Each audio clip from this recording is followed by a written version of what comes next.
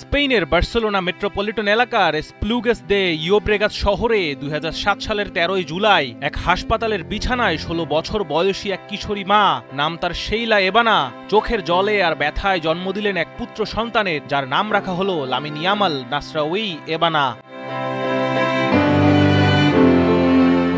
এই নামের পেছনে আছে আরেক ইতিহাস।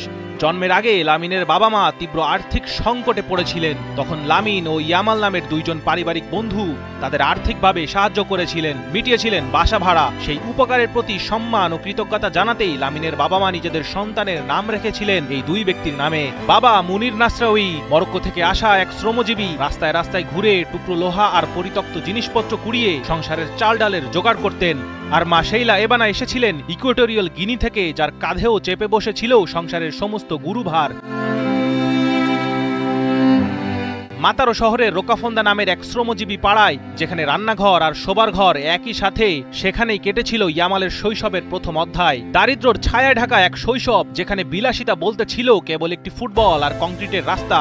৩ বছর বয়সেই ভেঙে গেল বাবা মায়ের সংসার, আর ছোট্ট ইয়ামাল চলে গেলেন মায়ের সঙ্গে গ্রানোয়াস শহরে। তবু বাবার টানে বারবার ফিরে আসতেন মাতারোয়, যেন দুই শহরের মাঝে এক অদৃশ্য সুতোয় বাঁধা ছিল তার ছোট্ট হৃদয়টি।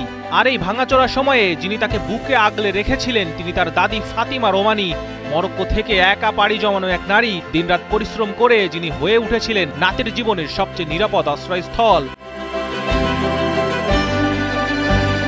রোকাফন্দার সেই ভাঙা কংক্রিটের মাঠেই বল নিয়ে প্রথম উঠতে শিখেছিল তার পা দুটো। সেই প্রতিভা দেখে স্থানীয় ক্লাব লা তোরেতা তাকে বিনামূল্যে খেলার সুযোগ দিয়েছিল, কারণ পরিবারের সামর্থ্য ছিল না বেতন দেওয়ার। ৬ বছর বয়সে বার্সেলোনার স্কাউটদের চোখ পড়ল এই ছোট্ট ছেলেটির ওপর, আর ৭ বছর বয়সে সে পা রাখল লা মাসিয়ার স্বপ্নের ভূমিতেই। প্রথম দিনেই নিজের বুট জোড়া আনতে ভুলে গেলেন ছোট্ট ইয়ামাল। এক কোচ তাকে খুঁজে দিলেন পুরনো ঢোলা ঢালা এক জোড়া বুট, আর সেই বুট পায়ে বল ছুতেই অবাক হয়ে গেল সবাই। এ যেন এক বিস্ময়।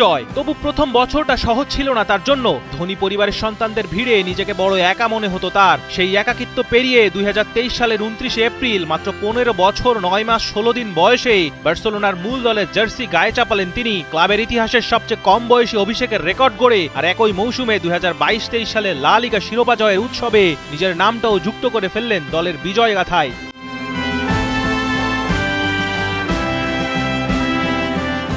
এরপর একের পর এক রেকর্ড ভাঙলেন তিনি, আর কিংবদন্তি লিওনেল মেসির সেই ১০ নম্বর জার্সিটা উঠে আসলো তার কাঁধে, যেন ইতিহাস নিজেই তাকে বেছে নিয়েছে উত্তরসূরি হিসেবে। ২৪ ইউরোর মঞ্চে স্পেনকে চ্যাম্পিয়ন করে নিজে জিতে নিলেন টুর্নামেন্টের সেরা তরুণ খেলোয়াড়ের পুরস্কার। আর সেই একই বছরে বিশ্বের সেরা তরুণ ফুটবলার হিসেবে উঠে এলো তার হাতে কোপা ট্রফি, পাশাপাশি জিতে নিলেন গোল্ডেন বয় পুরস্কারও। ২০২৫ সালেও পরপর দ্বিতীয়বারের মতো কোপা ট্রফি উঠল তার হাতে। ২৪-২৫ মৌসুমে বার্সেলোনার হয়ে জিতলেন কোপা দেল রের শিরোপা, আবারও লা লিগা চ্যাম্পিয়ন হলেন দল নিয়ে, আর ২৫ সালের সুপার কোপা দে স্পানিয়ার শিরোপা উঠল তার হাতে। আর তারপর এলো সেই রাত, ২০২৬ সালের ১৯ জুলাই, নিউ ইয়র্কের মেটলাইফ স্টেডিয়ামের আলোয় মিলান করা এক ফাইনাল, যেখানে আর্জেন্টিনার বিপক্ষে অতিরিক্ত সময়ের ১০৬ মিনিটে ফেরান তোরেসের গোলে বিশ্ব চ্যাম্পিয়ন হল স্পেন, আর ইয়ামাল খেললেন পুরো ১২০ মিনিট। মাত্র ১৯ বছর ৬ দিন বয়সে হয়ে উঠলেন ফুটবল ইতিহাসের সবচেয়ে কম বয়সী বিজয়ী। একই সঙ্গে ইউরো আর বিশ্বকাপ জেতা এক অবিশ্বাস্য কীর্তির মালিক।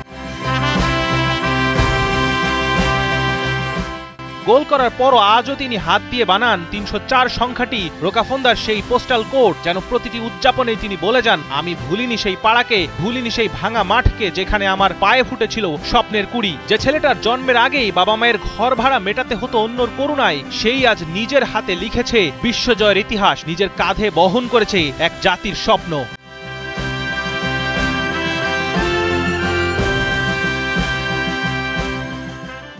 আলিফ খন্দকার, ৭১।